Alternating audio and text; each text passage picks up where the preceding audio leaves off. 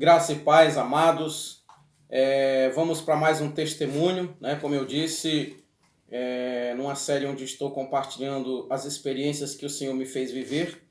Ontem, quinta-feira, dia 26, não pude gravar em virtude de eu estar viajando. Saí ontem de Brasília às 10h30 da manhã.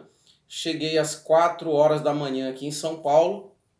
Por esse motivo, ontem eu não postei vídeo. Então, quando acontecer dos irmãos não verem a postagem nova, como eu prometi de fazer todos os dias um vídeo, com certeza em virtude de eu estar viajando. Amém, queridos? Eu quero pedir para você que é inscrito no nosso canal, que compartilhe os nossos vídeos, dê o seu like. Isso é importante, irmãos. Quando você faz isso, o YouTube entende que você está curtindo o nosso trabalho, que você está gostando do que nós estamos fazendo. E vocês sabem que o nosso objetivo é levar 100 milhões de almas ao conhecimento da palavra do Senhor. Hoje nós já estamos com um pouco mais de 500 inscritos e eu gostaria de pedir a sua ajuda, então, seu apoio para que nós possamos alcançar esse objetivo. Amém? Vamos ao testemunho de hoje. Eu quero iniciar esse testemunho com Filipenses capítulo 4, versículo 19, onde o apóstolo Paulo diz: "E o meu Deus, segundo sua riqueza em glória, há de suprir em Cristo Jesus cada uma de vossas necessidades." E esse testemunho aconteceu em 2011, aliás, 2012, desculpem. Eu estava na cidade do Pará, e eu recebi um telefonema de um irmão me pedindo ajuda. O padrasto dele havia tido AVC, estava numa situação muito difícil, situação financeira difícil, inclusive faltando alimento em casa. E eu, quando eu recebi esse telefonema, não tinha condições de enviar uma ajuda para ele. E aí eu perguntei: Senhor, o que eu faço? Eu gostaria muito de ajudar o irmão, mas infelizmente eu não tenho como ajudá-lo agora. E o Senhor, então, me fez lembrar de um empresário que mora na cidade desse irmão, é uma cidade do interior do Amapá, e o Senhor, então, falou fortemente ao meu coração que ligasse para esse empresário e pedisse a ele que mandasse uma cesta básica para a casa desse irmão. Eu liguei, então, para esse empresário e, quando falei para ele sobre a situação do irmão, a situação da família, ele disse para mim assim: o senhor tem que ver, missionário, que gente pobre tem em todo lugar. E aí o Senhor falou fortemente ao meu coração: filho, não era essa a resposta que eu queria que ele desse. Na verdade, eu dei a ele a oportunidade de demonstrar o amor por esta família, porque eu o abençoei para isso. Esse empresário é um homem de Deus, né? Porém, nesse momento ele não vigiou. E o Senhor disse para mim naquele momento: ele vai levar a cesta básica e eu vou enviar você até aquela cidade para pagar a cesta básica que ele vai enviar. Irmãos, de uma forma quase que sobrenatural, né? Porque quem não é cristão, não vive essas experiências, não entende, às vezes até duvida, né? Mas no dia seguinte eu estava dentro de um avião para a cidade de Macapá, com destino até essa cidade do interior, lá do Amapá. E quando eu cheguei em Macapá, eu cheguei com R$ 150. Eu então peguei um táxi do aeroporto para a casa do meu irmão, que eu tenho um irmão que mora em Macapá. Chegando na casa do meu irmão, eu dei R$ 50 para minha cunhada. Ela comprou algumas coisas e me deu como troco R$ 5. Ela me deu R$ 5 e eu fiquei com R$ 105 no meu bolso. No dia seguinte, eu projetei a viagem para essa cidadezinha do interior. E o meu irmão, então, foi procurar um taxista, amigo dele, que cobraria um preço mais barato. Só que o meu irmão não encontrou. E, de repente, vinha passando um outro taxista na rua. Meu irmão parou e me embarcou naquele táxi. E quando eu entrei no táxi, eu comecei a falar de Jesus para aquele homem. A Bíblia diz que a boca fala do que o coração está cheio, não é verdade? E eu comecei, então, a falar de Jesus para aquele homem. Ele disse: olhe, é de Deus você falar tudo isso, eu precisava ouvir. Eu sou pastor. E o Senhor, então, falou ao meu coração: filho, dá R$ 5 para ele. E eu fiquei sem entender, porque quando Deus manda eu abençoar alguém, geralmente o Senhor manda eu dar tudo que eu tenho. E naquele momento o Senhor mandou dar R$ 5. E você vai entender o porquê. E eu ainda não havia entendido naquele momento. E aí nós fomos para a rodoviária, um trajeto em que eu gastaria mais ou menos R$ 30, né? Quando chegamos na rodoviária, eu perguntei para ele, irmão, quanto que é a corrida? Ele disse, não é nada, já está pago. Ele disse, Deus já me abençoou, né? Através da sua vida, essa viagem foi uma bênção. E aí nós fomos procurar um ônibus para ir para essa cidade do interior. E era um feriado, tinham saído 2 ônibus lotados, não tinha mais ônibus naquele dia, e nos ônibus que estavam saindo não tinha lugar para mim. De repente um rapaz falou assim, carro para a cidade tal. Eu falei, quanto que você cobra? Ele disse, eu cobro 120, mas para você eu faço por 100. Ou seja, aqueles R$ 100 era para eu chegar no meu destino.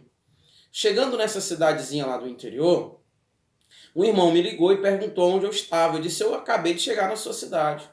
Ele disse, vamos ao monte comigo orar hoje? Eu falei, vamos. E ele então foi me apanhar, nós fomos ao monte. E durante a oração, apareceu um outro irmão lá e disse assim para mim, olha, Deus mandou eu te abençoar. E ele me deu uma quantia em dinheiro. E o Senhor falou, filho, esse dinheiro é para você pagar aquela cesta básica. E eu então fui até o comércio daquele irmão, paguei a cesta básica que ele havia mandado para a família. No momento ele não entendeu, ligou para mim até meio chateado. E eu falei para ele, irmão, o problema é que você fez uma coisa que Deus não queria que você fizesse. Deus queria que você abençoasse a família. E você colocou em xeque a situação na família. Quando você disse, pobre tem em todo lugar. Mas depois eu soube por outro irmão que aquele empresário entendeu, né, que Deus havia falado com ele através daquela atitude, através daquela situação, né, de ter me levado até lá para pagar aquela cesta básica que ele havia dado. Irmãos, a Bíblia diz no livro de Atos, no capítulo 2 e o capítulo 4, que os irmãos do passado, eles viviam, né, em comum, tudo que eles tinham, eles não consideravam que era apenas seus, mas que era dos outros. Os apóstolos viviam assim. Eu fico imaginando hoje, naquela época, se houvessem carros como existem hoje, os apóstolos pegando o carro uns dos outros. E não havia nenhuma disputa, não havia nenhum egoísmo, né? E hoje o que nós, infelizmente, conseguimos ver é um egoísmo tamanho, onde as pessoas não se preocupam mais com o próximo. As pessoas se preocupam em ganhar dinheiro, se preocupam em ser pastor para ganhar um bom salário, se preocupam em ser missionário para arrecadar fundos, se preocupam em ser cantor para ganhar muito dinheiro na venda de seus CDs. E na verdade o que Deus quer é que nós sejamos como Jesus disse para nós sermos.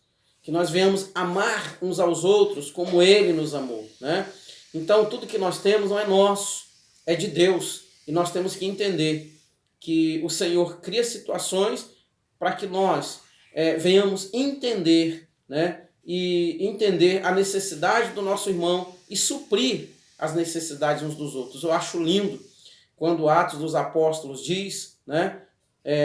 O evangelista Lucas diz ali, está escrito em Atos dos Apóstolos, que não havia necessitado na igreja, porque os irmãos que tinham, eles vendiam as suas propriedades, depositavam o dinheiro aos pés dos apóstolos e eles distribuíam entre os irmãos de acordo com as necessidades de cada um deles. Então, é um desafio para nós e é o que nós estamos tentando viver lá em Brasília, através da nossa pequena congregação. Estamos tentando viver como a igreja primitiva vivia, né? Lá não existe exigência de dízimo, exigência de oferta. Eu nem tiro oferta, não falo de dinheiro no culto. Por quê? Porque eu entendo, irmãos, que tudo tem que ser por amor. Tudo tem que ser daqui de dentro, sabe? Lá de dentro da nossa alma, nós temos que fazer as coisas de Deus por amor. Em Colossenses capítulo 3, versículo 23, o apóstolo Paulo disse, tudo quanto fizerdes, fazei-o de todo o coração, como para o Senhor e não para homens, né? Então, eu entendo que a igreja ela precisa voltar, né, aos primórdios. Ela precisa voltar viver como a igreja primitiva vivia. Amém, queridos? Então esse foi o testemunho de hoje.